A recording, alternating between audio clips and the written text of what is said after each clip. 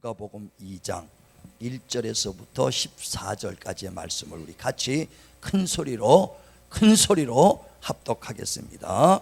그때 가이사 아구스도가 영을 내려 천하로 다 호적하라 하였으니 이 호적은 구레뇨가 수리오 중독이 되었을 때에 처음 한 것이라.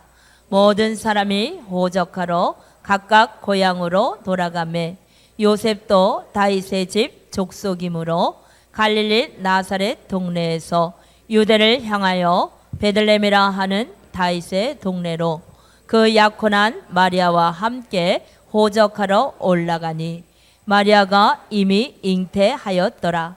거기 있을 그때에 해산할 날이 차서 첫 아들을 낳아 강보로 싸서 구유에 뉘었으니 이는 여관에 있을 곳이 없음이러라. 그 지역의 목자들이 밤에 밖에서 자기 양떼를 지키더니 주의 사자가 곁에 서고 주의 영광이 그들을 두루 비추매 크게 무서워하는지라. 천사가 이르되 무서워하지 말라. 보라, 내가 온 백성에게 미칠 큰 기쁨의 좋은 소식을 너희에게 전하노라. 오늘 다윗의 동네에 너희를 위하여 구주가 나셨으니 곧 그리스도 주시니라. 너희가 가서 강보에 쌓여 구유에 누워있는 아기를 보리니 이것이 너희에게 표적이니라 하더니 호련히 수많은 천군이 그 천사들과 함께 하나님을 찬송하며 이르되 지극히 높은 곳에서는 하나님의 영광이요 땅에서는 하나님이 기뻐하신 사람들 중에 평화로다 하니라. 아멘. 아멘. 오늘 누가복음 2장 1절에서부터 14절 본문의 말씀을 중심으로 구주가 나셨도다, 이와 같은 제목으로 은혜를 나누고자 합니다. 성탄은 이 땅의 죄인을 구원하러, 또 죄와 허물로 죽을 수밖에 없는 사망에 이른 자를 건지러 살리러 이 땅에 오신 구원주 예수가 이 땅에 오신 것을 기뻐하며 찬양하며 영광 돌리는 것입니다. 그래 오늘 본문에도 11절 보면 오늘 다윗이 동네에 너희를 위하여 구주가 나셨으니 곧 그리스도 주시니라 그랬습니다. 바로 예수는 우리의 구원주로 이 땅에 오셨다는 것입니다. 그러므로 너희가 지극히 높은 곳에는 하나님의 영광이요 이 땅에는 하나님의 기뻐하심을 입은 자들의 그 평화로다. 다시 말하면 주님이 구원주라고 믿고 그를 영접하는 자, 기쁨으로 받아들이는 자에게 평화여 그 사람이 구원을 받는 것이다 하는 것을 말합니다. 세상에서도 성탄절을 다 즐거워하고 기뻐합니다. 그런데 그 믿는 자들과 믿지 않는 자들이 구분하는 것이, 기뻐하는 모습은 다를 것입니다. 어린아이들이 기뻐하는 것이 또 다를 거예요. 어렸을 때 성탄절이라면 얼마나 기뻐합니까? 왜? 선물 받으니까. 그래서 성탄절만 기다리지. 2층에 있는 애들, 학생들 어때? 성탄절 기다리지. 왜? 선물 주니까. 그래, 기뻐하는 것은 선물. 그래 또 어른들은 하루를 쉬니까, 아니면 하루를 즐기니까 기뻐할 수 있습니다. 예전에는요 통행금지가 있었어요. 80년 초만 해도 12시 되면 땡 해가지고, 그전에는 아주 그냥 그 순사들이 목탁 두들기면서, 목탁입니까? 육각 두들기면서 12시 가르칩니다. 그러면 아무도 다니지 못해. 그러다가 12시 넘어서 밤거리 다니다가 잡히면은요 경범죄로 유치장에 뭐 며칠 살다가 나오죠. 그러니까 아주 얼마나 통제합니까? 그러다가 크리스마스 날 되면은 통행금지가 해제가 되니까 아주 그냥 전부 다 몰려 나옵니다. 전 서울에서 살아서 명동에 그때 한번 나가보면요 아주 전국 총동원 주일 같아. 얼마나 몰려드는지. 명동 성당에서부터 내려오면요 나는 쭉 내려올래다 가만히 있어도 둥둥둥둥둥둥 떨어져 내려가. 얼마나 많은지. 가다 보면 난 직접 가려고 그랬는데 왼쪽으로 제1백화점 쪽으로 나를 그냥 끌고 간단 말이에요. 왜? 너무 많이 나오니까. 왜 즐기느냐? 기쁘다, 해방됐다 이거예요. 그냥 그들이 기뻐하는 것은 통행금지에서 해방되니까 먹고 마시며 즐기고 밤새 즐기는데 그 기뻐하는 거예요. 기뻐하는 겁니다. 우리 믿는 자들이 기뻐하는 것은 뭐냐? 구주가 나셨도다. 나와 나의 죄와 사망에서 나를 해방시켰도다.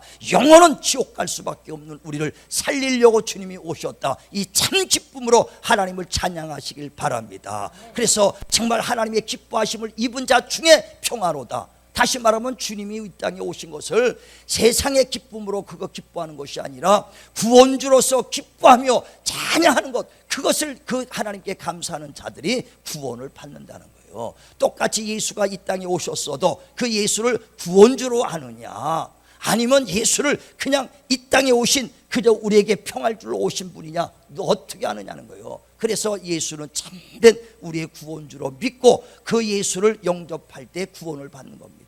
우리가 교회를 다녀도요, 오래 다녔다고 구원받는 게 아니에요. 나는 10년 다녔는데 20년 다녔는데 그러니까 구원받겠지, 아니에요. 그렇다고 구원받는다는 말 한마디도 없습니다. 오래 다녔다고 구원받은 자 하나도 없어요. 구원받는 조건은 어떻게 하냐? 예수가 나의 구원주가 되신 것을 마음에 믿고 입으로 시인할 때 구원이다 그랬어요. 자, 성경 보죠. 로마서 10장 9절. 로마서 10장 9절. 로마서 10장 9절. 자, 시작.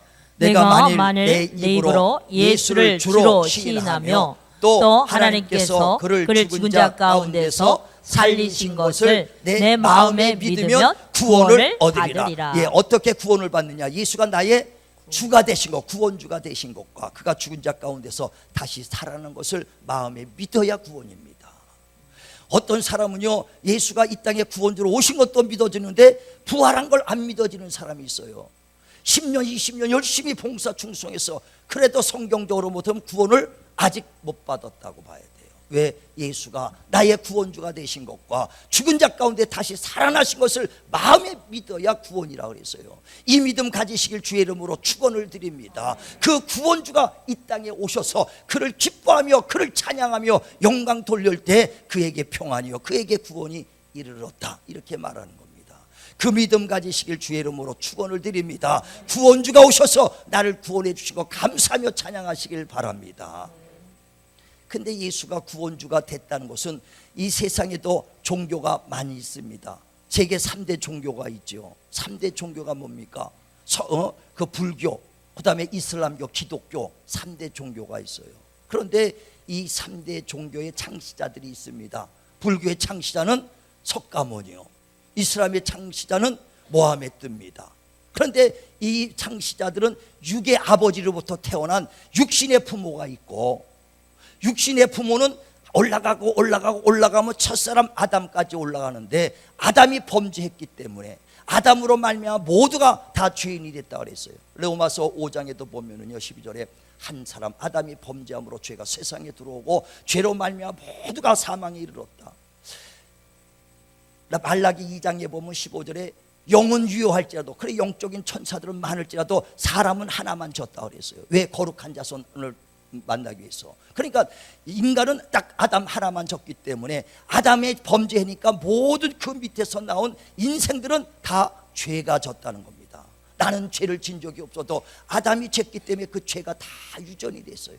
씨가 하나리 땅에 심습니다. 그 씨가 썩어버리면 아무리 나가지고 줄기가 나와도 그 줄기도 다 썩어가고 만다는 얘기예요. 뿌리가 썩으면 다 썩은 것 같이 아담이 범죄했기 때문에 모두가 범죄했어요. 그래서 육신의 부모로부터 태어난 사람은 다 죄인이라는 겁니다. 그래서 성경에도 보면 시편 51편에 보면은 그 5절에 다윗이 내가 그 죄 중에 잉태됐고 제 악 중에 출생이 됐다 이게. 내 모친이 나를 잉태했은 순간부터 나는 죄 중에 잉태가 됐다 이거예요. 왜? 부모가 죄인이 나도 죄인이요. 세상에 태어나자마자 죄악 중에 태어났다. 그러므로 육신의 그 창시자 모하메드라든가 석가모니 다 육신의 부모들이 있죠.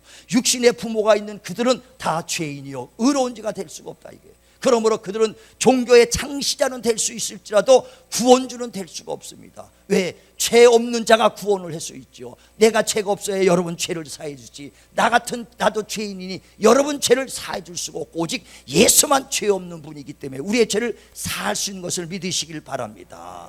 그래 히브리서 4장에도 15절에 우리와 똑같이 고난도 받고 시험을 받았지만 그는 죄가 없으시도다. 왜 죄가 없느냐? 그는 육신의 혈통으로 난 자가 아니다 이거예요.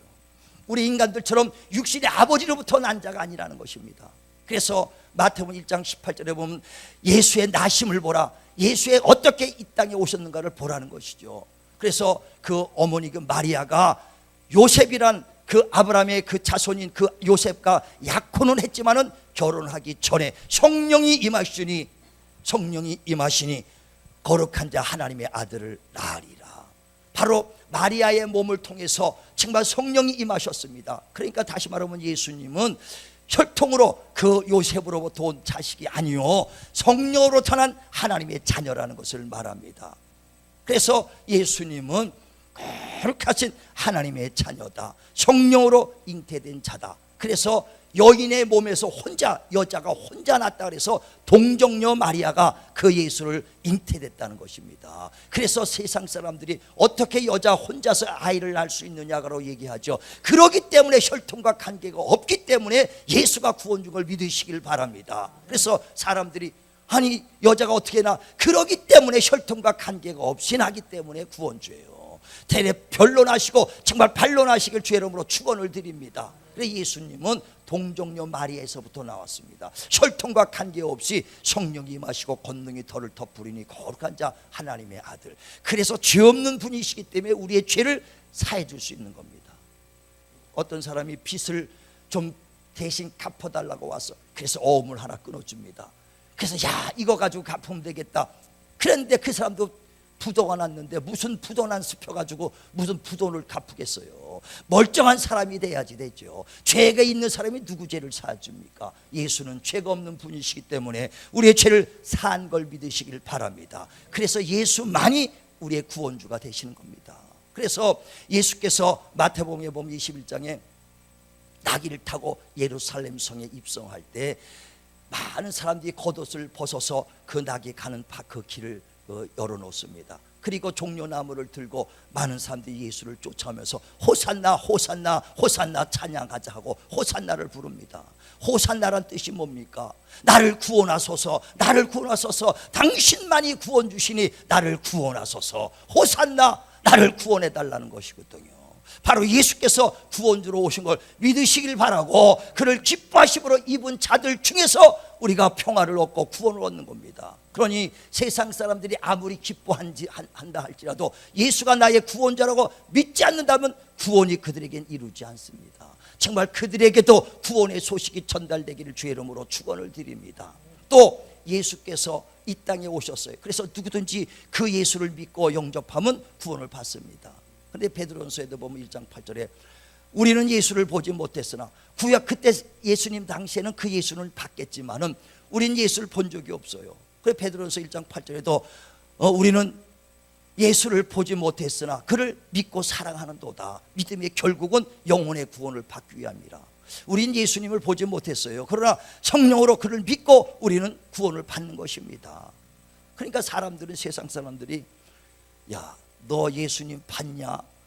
예수님 봤냐? 못 봤죠. 그러니까 그 세상 사람들은 눈에 보이지 않으니까 의심하고 믿을 수가 없다, 이게 불신하는 겁니다.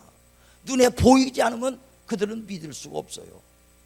반대로 생각합니다. 내가 여기 있습니다. 그러나 10대 우리 조상 본 사람이 누가 있겠어요? 우리 조상의 조상들을 본 사람은 아무도 없어요. 그러나 내가 있다는 것은요, 조상님이 계시기 때문에 우리가 있는 걸 믿으시길 바랍니다. 안 봐도 조상이 있어요. 어떤 사람이 6.25 때 아버지가 결혼하자마자 그 1년도 못 살고 전쟁터에 끌려가서 돌아가셨다는 거예요. 그때 자기는 엄마 뱃속에 있었다는 겁니다. 그러니까 유복자로 태어났어. 그러니까 자기는 아버지를 본 적도 없다는 거예요. 태어나자마자 벌써 아버지는 돌아가셨으니까. 그래도 자기는 아버지가 계신 걸 확신하다는 거예요. 왜? 자기가 있다는 건 아버지가 계시지 않습니까? 예수님이 우리의 눈으로 보지 못했을지라도 확실히 이 세상의 역사 속에 오시고 족보 속에 왔다고 성경은 말하지 않습니까? 우리 평범한 사람들은요 다 족보가 있어요. 몇 대선 내가 37대 몇 대선 뭐 누구 무슨 분파 해가면서 그 족보가 있듯이 유명한 사람들은요 역사 속에 기록되고 무명한 사람들은 족보 속에 다 기록이 돼 있어요. 세종대왕이 있고 삼기사계 다 있잖아요. 그다음에 세종 그다음에 그 실록에 다 들어가 있습니다. 조선실록 같은데. 그러면 그 다음에 그들의 역사가 다 기록이 돼서 유명한 사람은 역사 속에 기록이 되고 무명한 사람일지라도 족보에 다 있어요. 예수님도요 족보에 기록되고 역사에 기록된 분이에요.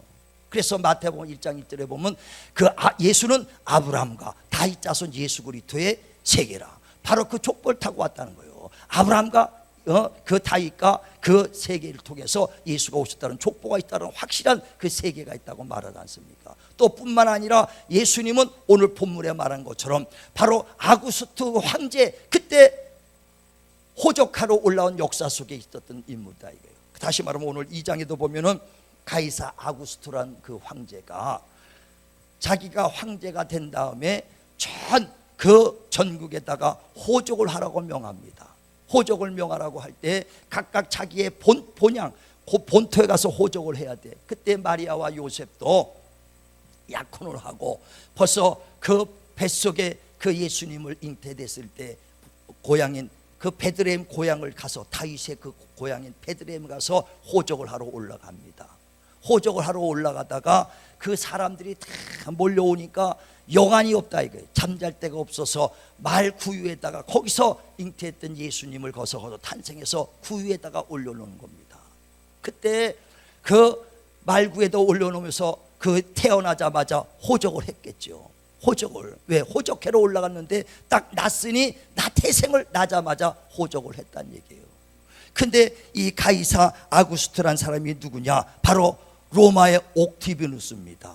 로마의 초대 황제, 역사 속에 기른 옥토비누스가 바로 그 가이사요.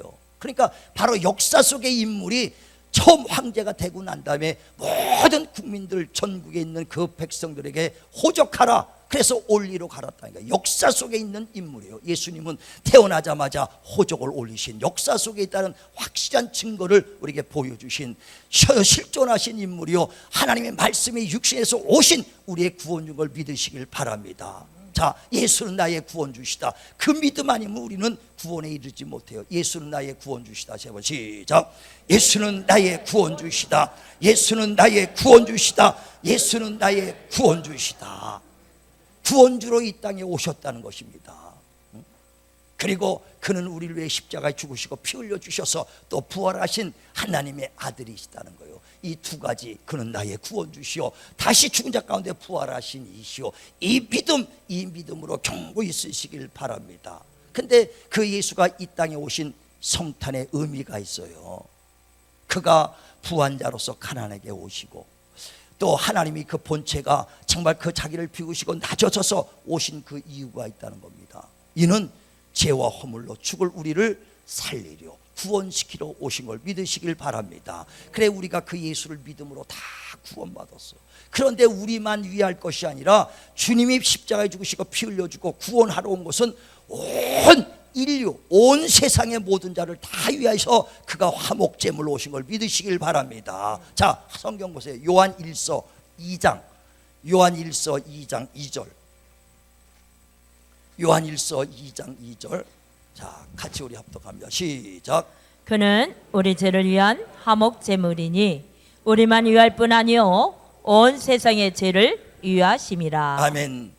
주님이 화목제물로 이 땅에 오셨어요. 그런데 주님이 우리만 위할 뿐 아니라 온 세상의 죄를 다 담당하시려고, 그래서 하나님이 세상을 이처럼 사랑하사 그 모든 이 세상을 사랑하사 독생자를 줬다고 그러지 않습니까? 그러니까 우린 예수께서 이 땅의 성탄절의 의미는 뭐냐? 모두를 구원시키려고.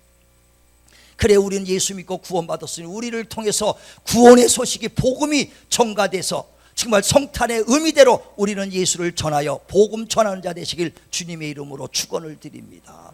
또 성탄의 의미는 두 번째 뭐냐? 주님이 오셔서 우리의 죄를 다 용서해 주셨다는 것입니다.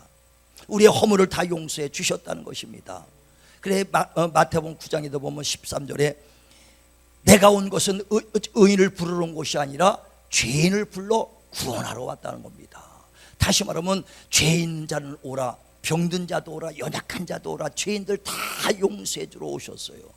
그래 저와 여러분이 만약에 의로운 사람 오라 그랬으면 여기서 주님 앞에 나올 사람이 하나도 없을 겁니다. 그냥 우리는 다 죄인이지만 죄인도 다 용서해 주신다니까 와서 우리는 은혜를 받아서 은혜로 죄 사함 받고 구원받은 걸 믿으시길 바랍니다. 그러므로 성탄의 의미는 내가 너희를 용서했으니 서로 용서하라는 겁니다.